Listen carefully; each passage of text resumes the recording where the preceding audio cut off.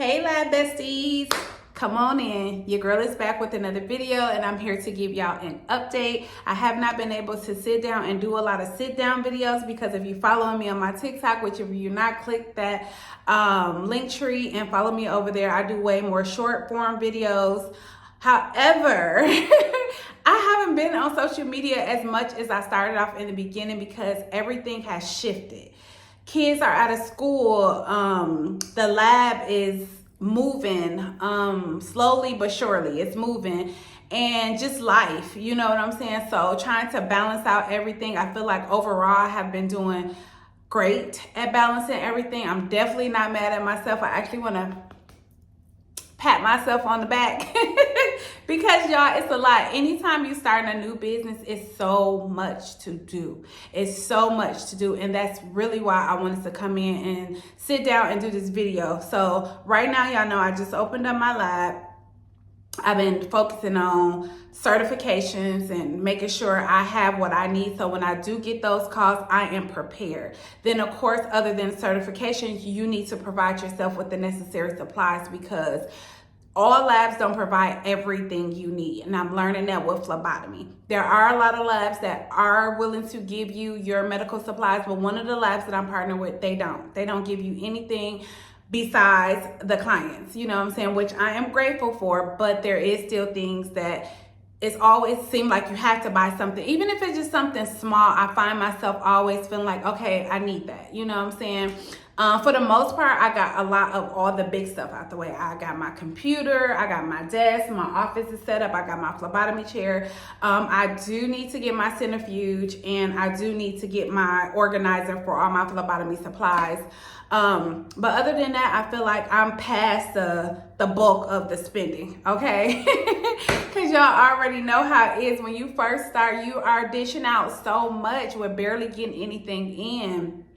So I feel like I'm past that part, y'all. So I'm super excited about that.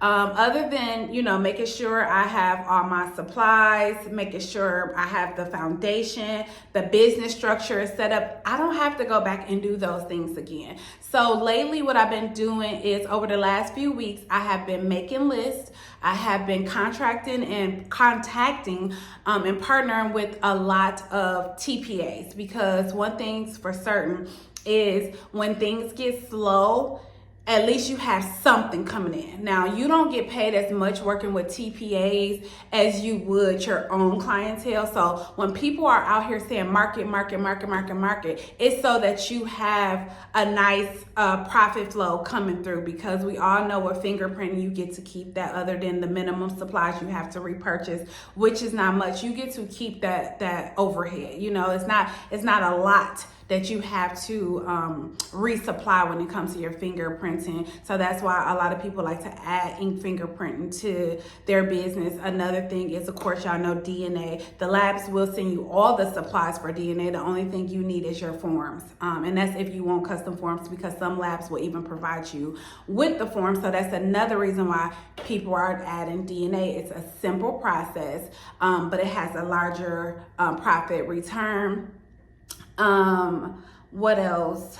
It's just a lot of things. I don't want this to be about what you need and what you don't need. I'm just telling y'all the process of where I'm at, giving y'all an update. And I do tend to get off topic sometimes because I have so much going on in this little brain of mine. But either way I go, I am grateful for where I'm at. I have been partnering. I have been getting accepted. I have had a few rejections as well. So be prepared for that. Don't get discouraged when you get that no, because I did in the beginning, because it seemed like as soon as I started going to partner with the TPAs, I had started getting rejected. Not because of me or something I personally done. Most times I found out it just wasn't a need in my area. It was already enough providers doing their service. And one of the ladies, she actually broke it down to me on why. She was like, you know, if we have you and somebody right up the street and we're partnered with both of y'all, we're taking from one of y'all, you know, and we don't want that when we can just find providers that's distance apart and then everybody can eat. So I understood that, which made me look at things a lot different. So after I got a few denials, I started getting yeses. Because of course y'all know I wasn't about to let them little couple no's distract me or discourage me, I was like, okay, well, you won't do it, there's somebody else, you know what I'm saying? So I just kept going, and y'all, the yeses started flowing in. Now it is a process. Understand that partnering with TPAs is a process. You can apply, then you have to wait for them to respond, and then if they like what you're offering and they feel like, you know, y'all can work together, then there's steps and things that you have to submit to them. So it's time consuming, because while you're submitting stuff to them, you already done contacted this person done contacted you back. So it's just like a constant, you know, communication with different companies, you know what I'm saying? And then some of them you do have to, if they have like portals where you can, and your CCFs are online versus paper, you have to go through their training so that you can know how to work those portals. So that's time consuming as well. So it's just a lot in the beginning, you know what I'm saying? But how to maximize my time is what I usually like to do is I have been creating lists. Okay, these are all the TPAs I have contacted. These are all the ones I have. How many can I get done today? And then by the time you get through that list, a lot of the ones have already contacted you back, and now you're replying to them. And before you know it, you probably partner with about a good 20, 30 TPAs. There's thousands of them, so no worries. But the best thing to do that you have to make time for is getting out here and marketing to companies that need your service, where you can get paid more, you can get paid up front, and you don't have to take the smaller back end cut, because we all know with TPAs, you're not gonna make a lot of money far as each individual person you do the specimen testing with. However, you will probably get a lot of quantity, so you'll get more people, and that will add up.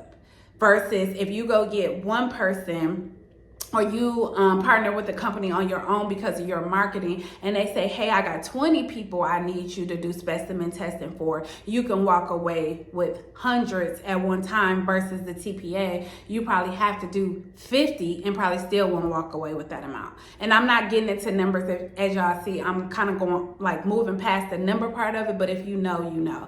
So it's good to do both. It's good to have your TPAs, and it's also good to have your own clientele, that returning clientele, that clientele that can build trust in you. And y'all, don't let nobody tell you this is easy, because it's not, y'all. It is not. It's so much little stuff that you have to do. It's so much little stuff that you have to remember. It's like a brain overload. But what keeps me focused is the more you do something, it becomes repetition, right? You constantly do it, it embeds in your brain. So you just know how to do it with your eyes closed. In the beginning, you may feel like, dang, I hope I didn't forget nothing. Let me go over these steps. Let me backtrack. Let me make sure I do everything, because I don't want to come into the business getting fatal flaws.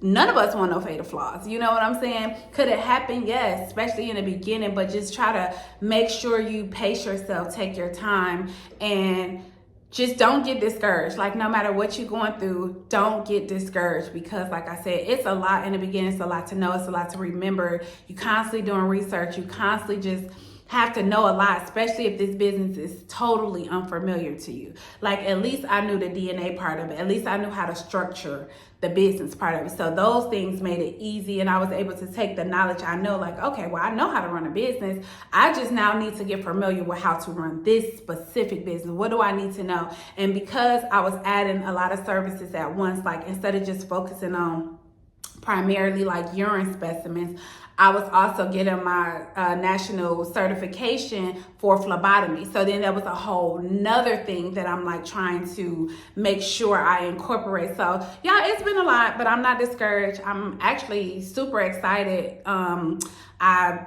pray on my business every day. I know my goals. I make small goals and I cross them off as I reach those goals, and then I make new goals. So I just been staying afloat. And like I said in the beginning, your doors, at least for me, I don't know about everybody else, but I know my doors are open. I have my Google business, I have my website, I have my email, I have contact numbers for anybody to reach out to me. But in the beginning, it is slow, so it allows me to still be able to catch up and do other things in between me actually servicing the clients. You know what I'm saying? So I just wanted to come and give y'all an update. I hope I wasn't all over the place. I feel like I kind of was, because I didn't like write down key points that I wanted to talk about. It was almost kind of like, girl, you got a few minutes, go ahead and make your YouTube video and let the girls know where you're at right now. And I am in my office, as y'all see, I have a lot of partnerships with TPAs. Some is still in the making, some is still, the process. Like I said, during the process,